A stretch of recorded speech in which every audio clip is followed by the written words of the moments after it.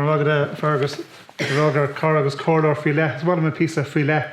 We made a tour Corler the Dahi Fini enough to do it. Not Volmedo gone, this one a shore counter around it. Or line lad does in.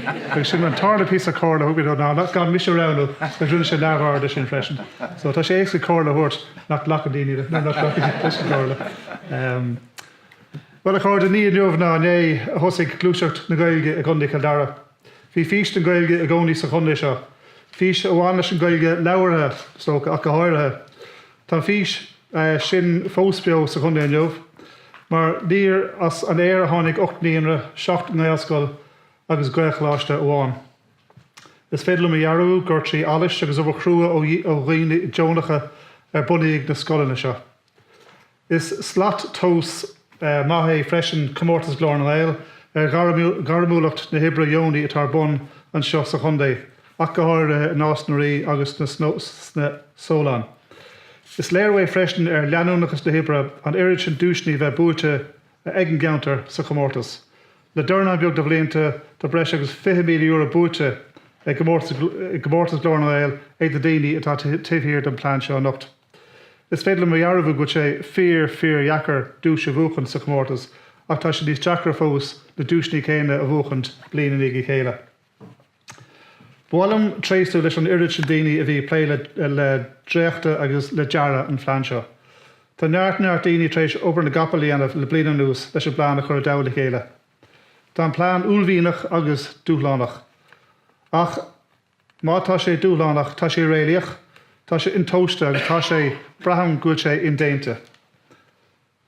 Cé go raibh obermhór I bhaint le réite an phlean, bé cé meile sé sin feimú an phlean fear hábhairteach. Is léirm go le coiste seo ré le céim mhór eile a thógant sa phróiséis pleanála teangan. Ach tá sé sileir don freisin go takeíocht na nagras éagsúla atá sé seomra seo anocht riachtanach. A mask spruchen an phlean tá ceann amháin a déitfí a bhaint amach go luath, gan dua gan mór an costas. Tá méid seo leannas le léamh sa phlean. Go nach nófií na Seoladh násnarí mar líonra ifigúil gailge gáhílas nídeig. Go é húntasach í an gailge sa dúthe seo mar go bhfuil gailsco násnarí, gail chláiste Kildara, ó clubanna, campi saorig, scéim takeíocht a gnó Kildara le gailge, agus umad pobl Dala sult na Seoladh as glas agus glornarí sa dúige. Tá curcaige seo a teacht le strátéis 5 bliain den gailge. Éar mar sin gohúil agus tá sé díirtéis teachta seach na branar mo uirda rá tara ara.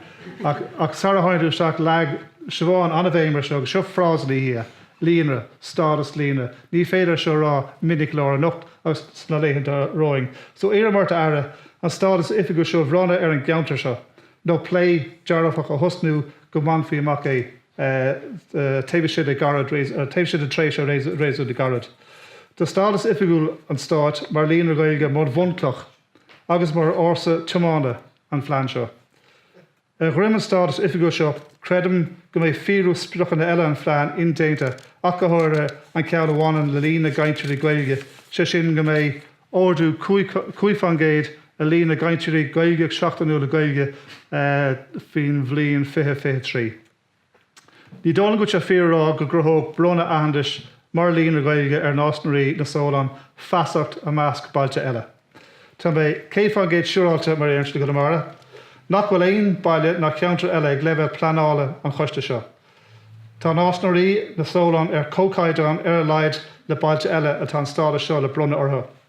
Áí an counter seo mar counter tá réon dul le hindis chuna an chláir, a réon dul le baile le choréic chuna na gaiileh, a réon dul le clún dulcán am lá clia, a réon dul le counter iarbhéil ferriste, agus réon dul leis an counter túige in eisceart gura cairn tuchar.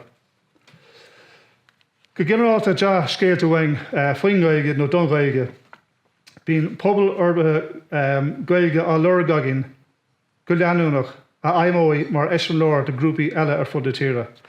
Ba ceartún gach takeíocht a thuairt don eisiomlóir áire seo agus an deas scéal bhain an leithí a orbert go poiblí.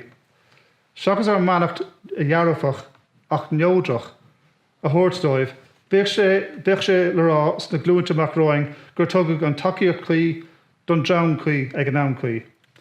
In Osnarí na Seoladh is onan an takeí cuisin agus ahan is ifgiúil stáit mar líon ar gailge. Lua seachas má. Tréis díom leis an goiste agus le gachtainine gur bonta go le drécht an phlean seo. Guím gach rotharú le feimún phlean as gealum gach takeíart gur féidir ón agric lár Noel. Mar scorwem bhádum sibh ágal leis le focail atá luaite le Nelson Mandela agus tá le léamh sa phlean seo.